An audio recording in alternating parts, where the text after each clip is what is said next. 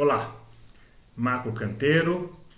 Hoje é o nosso terceiro vídeo sobre Covid-19. Hoje é dia 28 de março de 2020. Inscreva-se no canal para você receber notificações dos próximos vídeos. Muito bom. Hoje a ideia é tentar falar rapidinho, mas um assunto bastante importante, que é qual é a melhor decisão. Vamos voltar à rotina com alguns cuidados ou vamos ficar em casa, isolado e tal? Qual é a melhor decisão? Que é a grande dúvida hoje do mundo, não é só do Brasil. Todo mundo tem muita dúvida. Eu dividi o nosso vídeo em três pequenas partes. Uma é sobre dúvidas, outra é sobre contexto e outra algumas conclusões que a gente pode sugerir, pelo menos no dia de hoje. As dúvidas são inúmeras. Não há um protocolo claro. A ciência não conseguiu determinar previamente um protocolo claro sobre qual é a conduta melhor numa pandemia como essa. Existe muito medo, existe muita fantasia, existe medo econômico, existe medo da doença, existe medo da morte. Todo mundo está assim hoje. Então, com essa situação, as decisões estão sendo tomadas no meio da pandemia. As pesquisas, a ciência está recomendando sugestões no meio da pandemia e isso acaba gerando muita dúvida. Sobre contexto, vale a pena algumas observações. Há um trabalho, aliás, há vários trabalhos, mas um que ficou famoso aí ontem, bem importante, publicado em revista científica reconhecida, falando sobre uma modelagem estatística, uma modelagem matemática que mostra que se a gente não fizer nada, o mundo inteiro vai ter milhões de mortes, milhões, 40, 50, 60 milhões. Se você fizer as ações, se os países, cada um no seu modelo, fizer várias ações, os países vão conseguir minimizar isso, mas o Brasil, fazendo uma lição de casa muito dura, de supressão total de liberdade, tudo teria 40 mil mortes, ao invés de 1 milhão e 200, como está previsto se a gente não fizer nada. Na verdade, a gente está falando de um pânico, de um medo muito grande, e esse trabalho que tem uma base acadêmica, uma base científica, um modelo que chega a essas conclusões, deixa todo mundo ainda mais assustado. Por outro lado, você tem um impacto econômico disso. A cada vez que as empresas não trabalham, ou que trabalham menos serviços, você tem, no Brasil especialmente, uma situação duríssima, com as pessoas não tendo dinheiro para a sua subsistência básica. Isso já está acontecendo. O governo brasileiro decidiu por um modelo econômico de suporte, é um modelo que vai ser operacionalizado nesses dias. Muito importante, fundamental para que as pessoas e as empresas possam continuar, mas não vai atingir a todo mundo, vai ser em valores aquém do ideal. Isso pode demorar, então a gente vai ter um problema econômico e depois a coisa vai continuar, porque as empresas que tiverem algum financiamento, elas vão ter que pagar esse financiamento depois e não trabalharam 2, 3, 4 meses.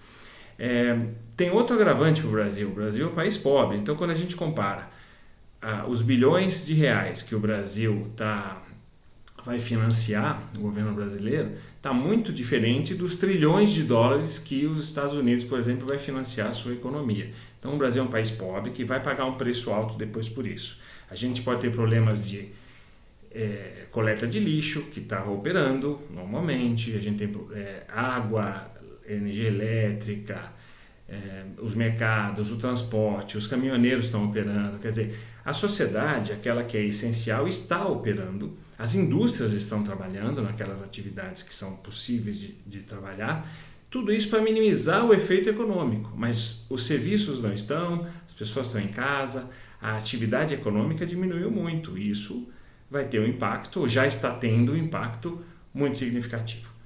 Pelo lado da saúde, a gente tem também mais um agravante, em especial brasileiro, que é as populações que vivem em condições muito ruins de saneamento, de água potável, habitações com muitas pessoas, o que passa a ser uma possibilidade grande de infecção muito grande naquelas pessoas. Você não consegue isolar um idoso que dorme no mesmo quarto de outras pessoas. Então, a gente tem, na prática, uma situação no Brasil que é mais temerária, que é um país pobre com aglomeração urbana. Isso é uma verdade que nesses estudos que a gente recebe, estudos da Europa, dos Estados Unidos, do Japão, não está considerado isso, está considerado a realidade deles, que é uma realidade bem diferente. A vacina vai demorar. A vacina, todo mundo sabe que pode demorar aí 1 ano e meio, 2 anos. Se vier antes, a gente vai ser a salvação. Quem descobrir a vacina ganha o prêmio Nobel,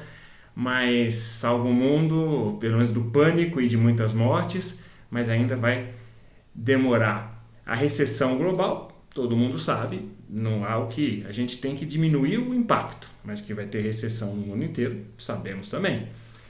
Todos os dados que a gente tem feito, todas as decisões são baseadas no dia de ontem. A gente olha a China, olha a Itália, está olhando os Estados Unidos, a Espanha, vê o que eles fizeram, vê o que deu certo e vamos fazendo. A gente tem protocolos nacionais do Ministério da Saúde, seguindo protocolos da Organização Mundial da Saúde, de instituições acadêmicas muito sérias no Brasil, que dão recomendações.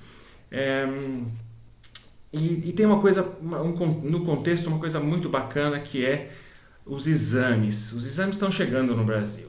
Na hora que chegar e que a gente começar a fazer isso em massa, isso pode ser transformador. Eu tenho muita esperança que os exames possam nos ajudar, porque vai dizer quem não está doente, portanto está desprotegido, quem não teve contato com o vírus, vai dizer quem já teve contato, está imune, e essa pessoa, além de poder sair, poder trabalhar, passa a ser uma barreira, porque dela não passa para outro.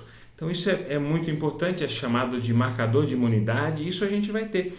Se a gente conseguir, nos próximos dias, os exames começam a chegar pelo governo, parece que durante essa próxima semana, 15 dias, se a gente conseguir fazer isso em massa, a gente vai ter resultados maravilhosos, apesar do número subir. Podem ter certeza que o número vai ficar de milhões de pessoas, talvez, mas aí a gente consegue fazer a barreira em quem precisa que seja feito. A pessoa que está desprotegida realmente fica mais isolada, e a pessoa que está imune pode servir de barreira para proteger quem nunca teve o contato, além de poder ter a sua vida voltar ao normal. E de recomendação, então eu tenho algumas recomendações. Eu comecei falando que não há verdade absoluta, que ninguém sabe exatamente, então eu também tenho todas as dúvidas de todos. Eu só acho que a gente não pode ter extremos. Como tem um ditado famoso que diz que o equilíbrio, a virtude, está no meio. Então, vamos à virtude. Uma possibilidade é ficarmos todos em casa, reclusos e tal, o que vai ter um impacto muito grande no desabastecimento da sociedade, e nem nos países que estão tendo um processo mais firme de isolamento está sendo feito isso, como, por exemplo, Itália, que continua com os seus serviços essenciais. Isso a gente tem que continuar, inclusive com a indústria. As indústrias produzem os produtos. As indústrias produzem para que o caminhoneiro, o transporte, leve esse produto e a gente possa ir no mercado e comprar aquilo que é essencial. Então isso, neste momento, me parece que é perfeitamente possível.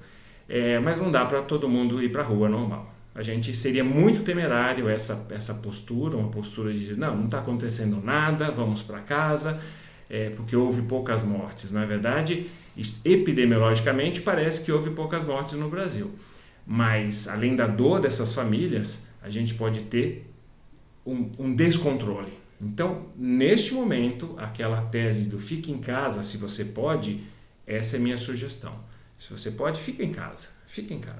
Reserve os seus idosos, não tenha contato com eles, deixe eles efetivamente separados. Os doentes crônicos com o mesmo raciocínio, os diabéticos, asmáticos, fumantes que tenham enfisema ou algum agravamento pulmonar, devem ter o seu isolamento bem rigoroso. Nem sempre é possível, mas se for possível, faça isso.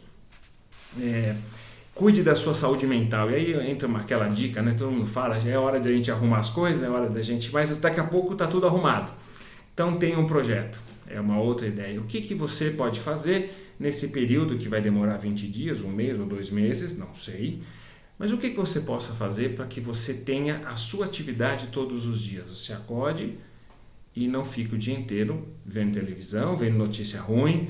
Então você tem que ter um projeto, seja arrumar sua casa, seja construir um cenário novo, estudar, mas fazer alguma coisa que você termine essa crise com um ganho, se sentindo produtivo. O ser humano precisa ser produtivo, precisa se sentir útil para as pessoas e para ele mesmo. Para finalizar, aqui a gente não tem uma briga de quem é que está certo, né? A gente não tem essa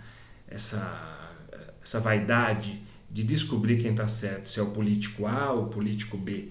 O que a gente deve ter é ficar em casa. Quando a gente sair, ou porque trabalha, ou porque tem que ir no mercado, tem que ir na farmácia, faça isso com aqueles cuidados que todo mundo já sabe. Distanciamento social, fique longe das pessoas, não entre em fila, não entre em aglomeração. No ônibus, se o ônibus estiver cheio, espera o próximo. Vai andando o período que for possível. Tem uma série de ações que você possa fazer para que você tenha distanciamento social. Eu sei que não vai atingir a todos o que eu estou falando, mas uma boa parte das pessoas pode fazer isso. A higiene das mãos é fundamental. É a mão que leva a sua infecção, o vírus que você teve contato, até a sua boca, até o seu olho. Então a higiene das mãos é imperativa, não dá para não fazer, né?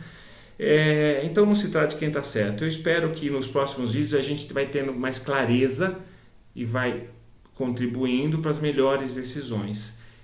Hoje essa é a lição de casa, parece, né? O equilíbrio, a tranquilidade, faça as suas coisas em casa, preserve os seus idosos e saia o mínimo possível, mas se sair, se for necessário, e pode ser necessário, faça isso com todos os cuidados. Aí você viverá 100 anos, que é o tema daquilo que eu sempre falo, né? Você viverá 100 anos e agora eu tenho feito uma vírgula. Você viverá 100 anos apesar do coronavírus. Eu acredito muito nisso, a ciência ajuda, tem ajudado e assim a gente vai. Até breve, até o próximo vídeo.